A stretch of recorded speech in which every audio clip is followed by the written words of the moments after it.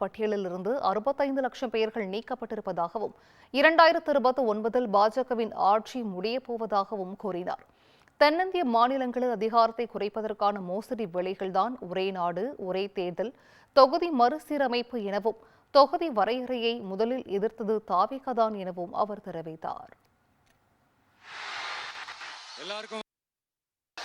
இந்த பாஜக அரசு நம்மளை கொஞ்ச நெஞ்ச கொடுமையாங்க செய்து பீகார்ல 65 லட்சம் வாக்காளர்கள் ஓட்டர் லிஸ்ட்லயே காணோமா. இது என்ன பெரிய விஷயம்? இதை தாண்டி இன்னொரு விஷயம் இருக்கு. இந்த எதிர்கட்சிகள்லாம் ரொம்ப சிம்பிளா சொல்ற மாதிரி சொல்லணும்னா, ஓட்டு திருட்டு, வீட்டு நம்பர் 0ன்னு போட்டெல்லாம் ஓட்டர் ஐடி கார்டு கொடுத்துருக்காங்கன்னா பாத்துக்காங்களேன். எவ்வளவு பெரிய ஒரு மோசமான வேலைகள்லாம் அவங்க செய்யறாங்கன்னு பாத்துக்கங்க. அடுத்து ஒன் நேஷன் ஒன் எலெக்ஷன், ஒரே நாடு ஒரே தேர்தல். 2029 இவங்களோட ஆட்சி காலம் முடிய போகுதுன்றது எல்லாருக்குமே தெரிஞ்ச ஒரு விஷயம்தான். அதனால இந்த மாநில அரசுகள் எல்லாத்தையும் கலைச்சிட்டு எல்லாருக்கும் ஒட்டு மொத்தமா ஒரே நேரத்தில் தேர்தல் வைக்கிற ஒரு ஐடியா. அப்பதானே ஒரே நேரத்தில் இந்த தில்லு முள்ளு வேலைகள்லாம் ஈஸியா செய்ய முடியும். இதுக்கு பேர் என்னங்க? ஜனநாயக படுகொலை தானே. அடுத்து டீலிமிட்டேஷன், பார்லிமெண்ட் தொகுதிகள் மறுசீராய்வு. நம்ம சவுத் இந்தியாவை விட நார்த் இந்தியாவுக்கு அதிகமான பார்லிமெண்ட் தொகுதிகள் கிடைக்கிற மாதிரி ஒரு மோசடி வேலை ஒன்று செஞ்சுக்கிட்டு இருக்கிறாங்க. இதைத்தான் டிவிகே முதலையே எதிர்த்தோம், இப்பவும் எதிர்க்கிறோம், இனிமேலும் எதிர்ப்போம்.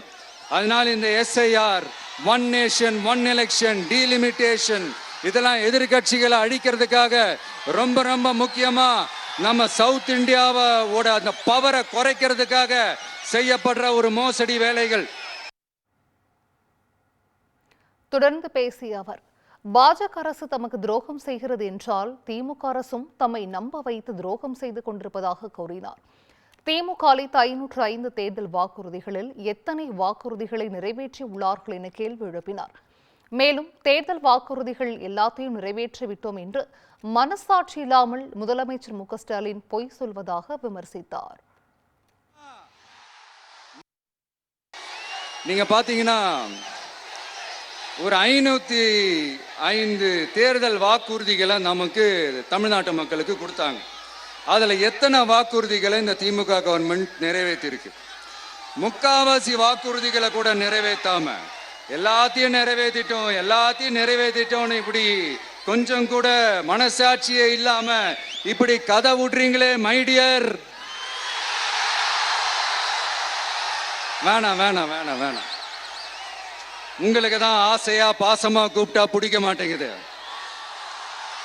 இப்படி கதை விடுறீங்களே மைடியர் சிஎம் சார்.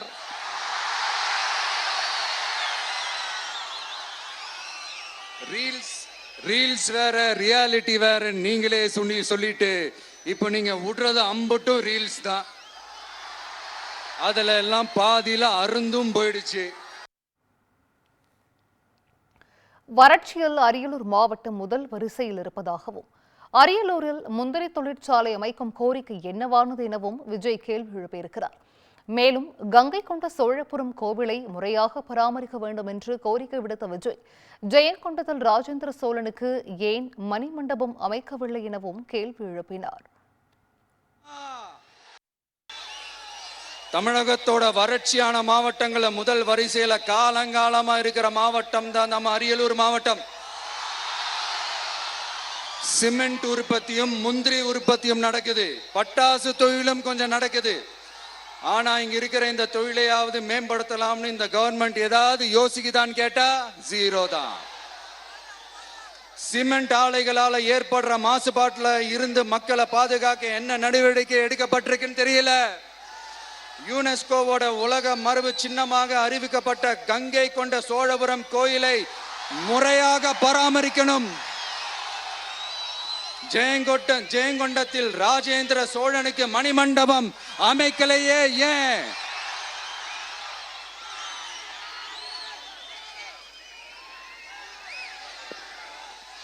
மருதையாத்தோட குறுக்க வாராணவாசி தடுப்பணை கட்டுறதை பத்தி 4 வருஷமா கண்டுக்கலையே ஏன்? அரியலூர்ல இருந்து ஜெயங்கொண்டான் காட்டுமன்னார் கோயில் வழியாக சிதம்பரத்துக்கு ரயில்வே வழித்தடம் அமைக்கணும்ன்ற கோரிக்கை என்னாச்சுன்னு தெரியல. ஜெயங்கொண்டத்திலிருந்து கும்பகோணத்திற்கு ரயில்வே வழித்தடம் அமைக்கணும்ன்ற கோரிக்கை என்னாச்சுன்னு தெரியல. அரியலூர்னாலே முந்திரி உற்பத்தி தான் பிரதானம், அதனால முந்திரி தொழிற்சாலை அமைக்கணும்ன்ற கோரிக்கை என்னாச்சுன்னு தெரியல.